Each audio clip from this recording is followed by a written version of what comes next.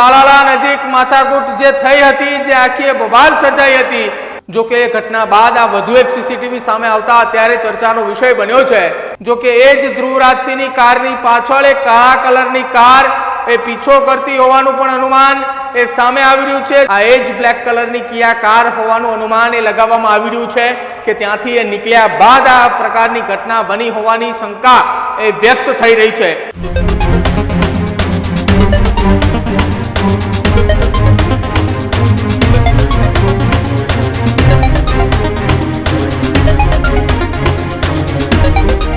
નમસ્કાર, આપ જોઈ રહ્યા છો ન્યૂઝ રૂમ ને આપની સાથે હું છું પ્રદીપ। સમાચાર ગીર સોમનાથથી સામે આવી રહ્યા છે કે જ્યાં આ સમાચાર દેવાયત ખબરની બબાલને લઈ સૌથી મોટા સમાચાર છે। ગીર સોમનાથથી સૌથી મોટા સમાચાર સામે આવી રહ્યા છે। દેવાયત ખબરની બબાલને લઈ જે આખો વિવાદ હતો એ વિવાદને લઈ આ સૌથી મોટા સમાચાર આ એ સોમનાથથી આવી રહ્યા છે। તાલાલા નજીક માથાકૂટ જે થઈ હતી, જે આખી બબાલ સર્જાઈ હતી, તેના વધુ એક સીસીટીવી સામે આવ્યા છે। ધ્રુવરાજસિંહ ચૌહાણની કાર સીસીટીવીમાં જતા એ નજરે પડી રહી હોવાનું અનુમાન એ લગાવવામાં આવી રહ્યું છે। જો કે એ જ ધ્રુવરાજસિંહની કારની પાછળ એક કાળા કલરની કાર એ પીછો કરતી હોવાનું પણ અનુમાન એ સામે આવી રહ્યું છે। જો કે આ સીસીટીવી વાયરલ થતા જ ખળભળાટ મચ્યો છે। એક સાથે 3 જેટલી કાર એ આખી આ ઘટનાના સીસીટીવીમાં દેખાઈ રહી છે। પહેલી કાર એ બ્લેક કલરની કિયા કાર છે। એ પ્રાથમિક અનુમાન એવું લાગી રહ્યું છે, અનુમાન એવું લગાવવામાં આવી રહ્યું છે કે આ કાર એ ધ્રુવરાજસિંહનું હોવાની એ તપાસ એ વિષય છે। પરંતુ એ જ દરમિયાન થોડી વાર પછી એટલે કે લગભગ ગણતરીની સેકન્ડો બાદ બ્લેક કલરની બીજી એક કાર એ ત્યાંથી પસાર થઈ રહી છે અને આ જ પ્રકારની કારનો સિલસિલો અને કાફલો એ આની પહેલાના જે પેટ્રોલ પંપ નજીકના જે સીસીટીવી હતા એ દરમિયાન પણ આ જ પ્રકારની કાર ત્યાંથી નીકળી હોવાનું અનુમાન એ લગાવવામાં આવ્યું હતું। જો કે ઘટના બાદ આ વધુ એક સીસીટીવી સામે આવતા અત્યારે ચર્ચાનો વિષય બન્યો છે। બીજી તરફ પોલીસે ગીર સોમનાથ અને તલાલાના આસપાસના વિસ્તારમાં તપાસની શરૂઆત કરી છે। જે સીસીટીવીની અંદર બ્લેક કલરની કિયા કાર દેખાઈ રહી છે, આ એ જ બ્લેક કલરની કિયા કાર હોવાનું અનુમાન એ લગાવવામાં આવી રહ્યું છે કે ત્યાંથી એ નીકળ્યા બાદ આ પ્રકારની ઘટના બની હોવાની શંકા એ વ્યક્ત થઈ રહી છે। મારા સહયોગી મારી સાથે અર્જુન વાળા ગીર સોમનાથથી જોડાયા છે। અર્જુન, જે ગીર સોમનાથની અંદર ઘટના બની હતી, દેવાયત ખબરની માથાકૂટની વિવાદનો મામલો, જે સીસીટીવી ગતરોજ વાયરલ થઈ રહ્યા હતા, સોશિયલ મીડિયામાં સામે આવ્યા હતા, એ પેટ્રોલ પંપ બાદ વધુ એક સીસીટીવી સામે આવ્યા છે કે જ્યાં બ્લેક કલરની કિયા કારને અન્ય એક બ્લેક કલરની કારે ફોલો કરી રહી હોવાના દ્રશ્યો છે સીસીટીવીમાં। પ્રદીપ, વાત કરવામાં આવે તો દેવાયત ખવડ અને તેના સાગરીતો દ્વારા જે ધ્રુવરાજસિંહ ચૌહાણ ઉપર જે હુમલાનો મામલો સામે આવ્યો છે, ત્યારથી લઈને અત્યાર સુધી પોલીસે પણ આ સમગ્ર મામલે છે તે તપાસ અલગ અલગ દિશાઓમાં શરૂ કરી છે। એમાં પણ ખાસ કરીને વાત કરવામાં આવે તો એક સીએનજી પેટ્રોલ પંપના પહેલા દ્રશ્યો છે તે સામે આવ્યા હતા। તેમાં 9:01 બે ગાડી છે તે ફોર્ચ્યુનર અને એક અન્ય ગાડી છે તે પસાર થતી છે તે જોવા મળી રહી છે। સાથે સાથે અત્યારે જે એક શંકાસ્પદ સીસીટીવી છે તે સામે આવ્યા છે, તેમાં પણ બે ગાડી છે તે તાલાલા તરફ જતી છે તે દેખાઈ રહી છે। એટલે ક્યાંક ને ક્યાંક પોલીસ પણ આ સમગ્ર મામલે છે તે આસપાસના જે રિસોર્ટો છે, હોટલો છે, તેના સીસીટીવીની તપાસ છે તે કરી રહી છે। ત્યારે શંકાના આધારે પણ એવું લાગી રહ્યું છે કે કદાચ આ જે સીસીટીવી સામે આવ્યા છે તે પણ ફોર્ચ્યુનર કારના છે અને તેની પાછળ પણ એક બીજી અન્ય કાર છે તે તાલાલા તરફ જતી છે તે જોવા મળી રહી છે। જ્યારથી આ સમગ્ર મામલો છે તે સામે આવ્યો છે તેને લઈને એક ચર્ચાનો વિષય બન્યો છે કે ગીરમાં આવીને દેવાયત ખવડે આ જે ધ્રુવરાજસિંહ ચૌહાણ અને તેના સાથી જે અન્ય ત્રણ લોકો જે હતા તેની ઉપર હુમલો કર્યો છે।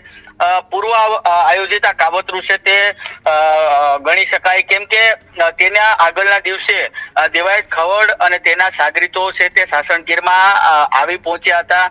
જ્યારે ધ્રુવરાજસિંહ ચૌહાણ અને તેના જે સાથી મિત્રો હતા તેઓને જ શાસન આવવાનું થયું અને ત્યારબાદ જ આ દેવાયત ખવડ અને અન્ય જે સાગરીતો છે તેને પણ શાસન આવવાનું થયું। એટલે જોઈ શકાય છે કે ક્યાંક ને ક્યાંક આ પૂર્વ આયોજિત કાવતરું હોઈ શકે અને તેને લઈને આ હુમલો છે તે કરવામાં આવી શક્યો હોય।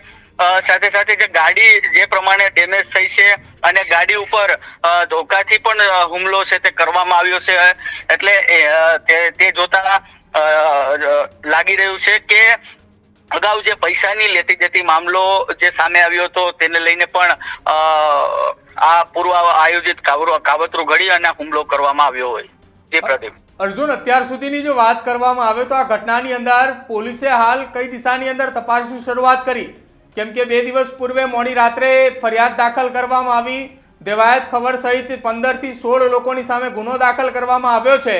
હાલ પોલીસની તપાસ કઈ દિશામાં? કેમ કે ઘટના બની અને 48 કલાક કરતા પણ વધારે સમય વીતી ચૂક્યો છે.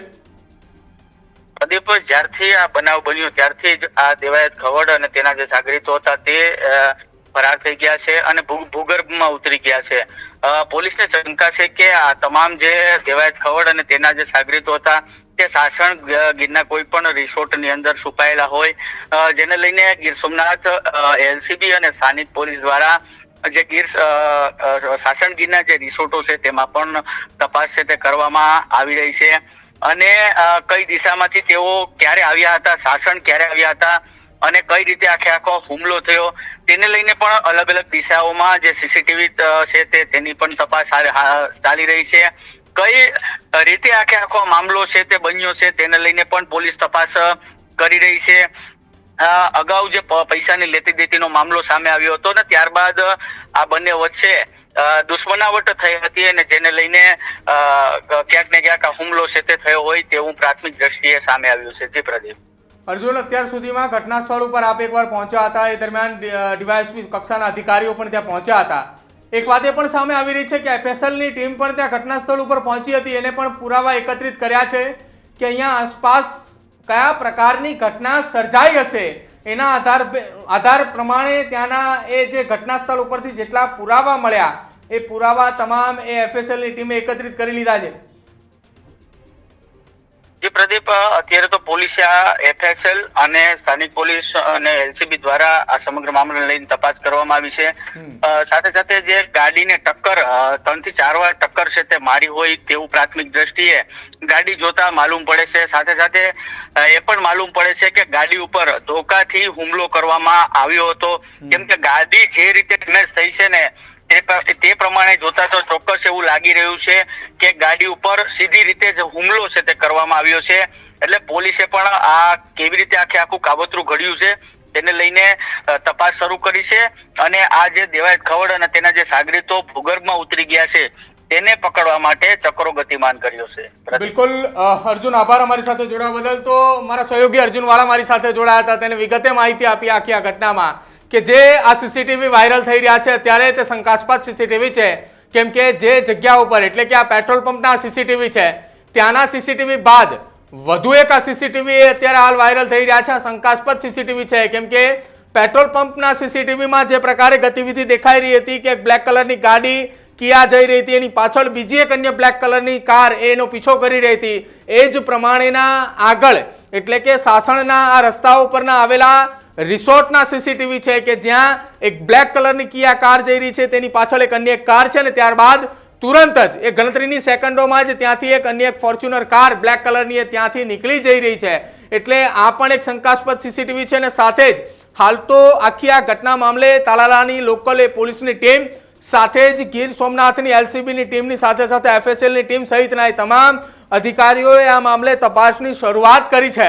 એલસીબીની ટીમ અને ગીર સોમનાથ પોલીસને હજુ પણ શંકા છે કે દેવાયત ખવડ અને તેના સાગરીતો કે જેમને આ ઘટનાને અંજામ આપ્યો છે તે હજુ પણ સાસણ અથવા ગીરના જંગલની અંદર હોવાનું અનુમાન છે, કે જેને લઈને અલગ અલગ 4 થી 5 જેટલી ટીમો બનાવીને આ કેસમાં તપાસની શરૂઆત કરી છે. આ કેસની અંદર અનેક એવી કલમો અંતર્ગત ગુનો નોંધ્યો છે કે જેમાં હવે આ કેસની અંદર ગીર સોમનાથ પોલીસે તમામે જગ્યા ઉપરથી તપાસ માટે ટીમો બોલાવી છે. પ્રાથમિક દ્રષ્ટિએ જ્યારે એફએસએલની ટીમે કારની તપાસ માટે પહોંચી હતી તે દરમિયાન કારને ગંભીર રીતે ડેમેજ કરી છે, એટલે કે 3 થી 4 વખત ટક્કર પણ મારવામાં આવી છે, ધોકા પણ મારવામાં આવ્યા હોવાની આશંકા એ કાર જોતા દેખાઈ રહ્યું હોવાનું અમારા સહયોગી અર્જુન વાળાએ પણ જણાવ્યું છે. તમારું શું માનવું છે સોમનાથની અંદર બનેલી આ ઘટના અને શંકાસ્પદ વાયરલ થઈ રહેલા સીસીટીવીને લઈ એ અમારા કમેન્ટ સેક્શનમાં જણાવજો. જોતા રહેજો ન્યૂઝરૂમ. નમસ્કાર.